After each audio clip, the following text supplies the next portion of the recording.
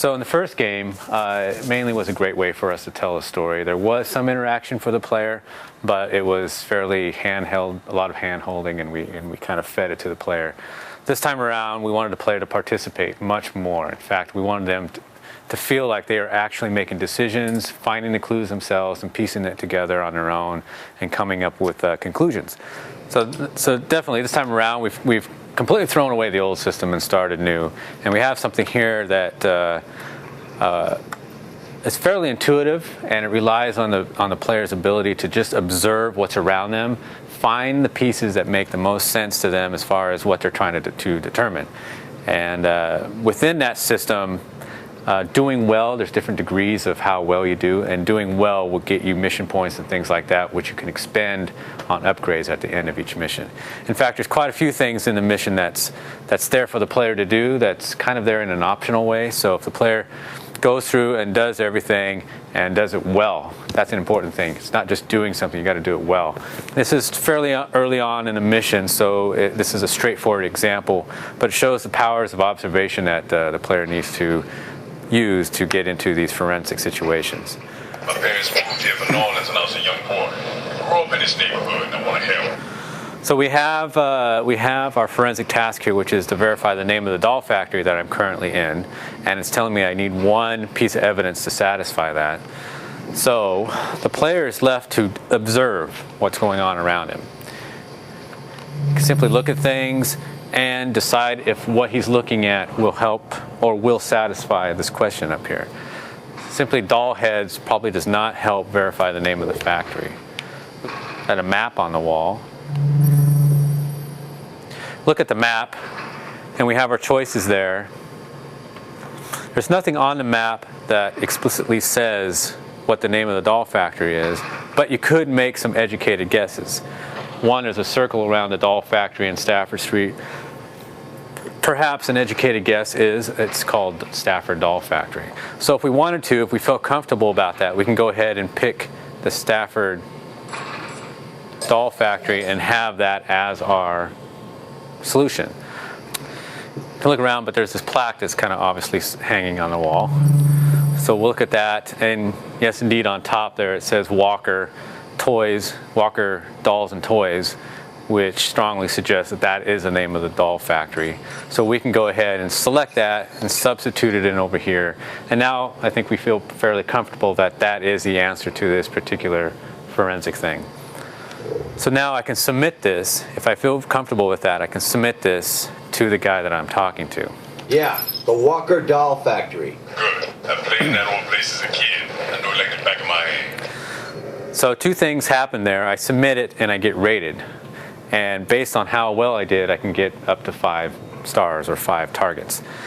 And I did perfect. Another thing that's happening is that what I say and what he says in response to what I submit is directly reflective to what I have put together as far as evidence. So if I would have stuck with Stafford, I probably would have gotten a good, because it's an educated guess, but it was not entirely correct. And I would have responded right, and he would have responded accordingly to what I've submitted. So we'll go ahead and go downstairs. There's another example, which is a little bit more complex than that simple one upstairs. We're inside the factory now. Now the first thing you need to do is find a mask, ASAP. That doll stuff is toxic with burn. What part of the factory are you in? So now he's asking us what part of the factory that we're in, and one way we can do that is to identify the types of tanks that are in this room and feed that back to him, and he can look at some blueprints or whatever and determine what part of the factory that I'm in. So we can look at these tanks, and our choices are they mixing tanks or are they settling tanks? And there's no plaques, there's nothing on these tanks that really allow us to identify what kind of tanks they are. So the gameplay for the player is to explore this environment to see if they can come up with the key to identifying these tanks. And through exploration, they'll probably, or hopefully, come across the schematic over here on the wall. There's another version of the schematic upstairs, so there's various ways of finding the answer. But here, if we look at this schematic, a mixing tank has 2 pipes sticking out of the side, and a settling tank has no pipe sticking out of the side. So now we have the key to identifying the tanks.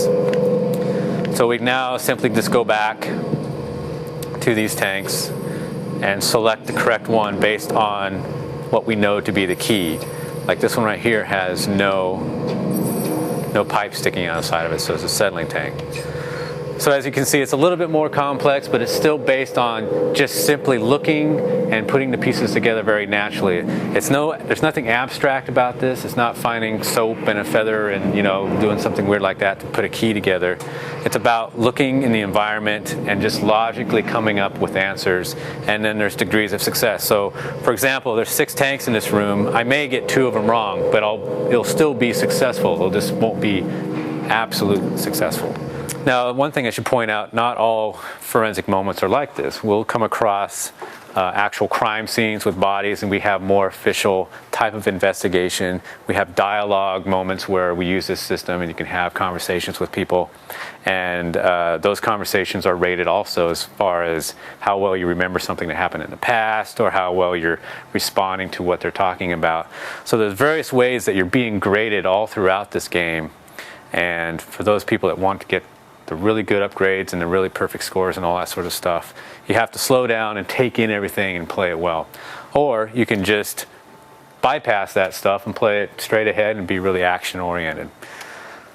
One thing I didn't show, as far as forensics goes, we have 4 tools that you have access to. One is a UV light, which will reveal hidden blood samples and other hidden evidence. A spectrometer, which allows you to track down suspicious sound sources and suspicious odors. And we have a GPS, which is a mapping system. You can drop waypoints so you can remember important evidence that you find throughout the game. It also helps you locate stashes of ammo and health. And then we have a digital camera so you can capture images and send that back to the lab and get more information on things. Now you can use these tools at any time, whereas in the first game we basically told you when you can use them.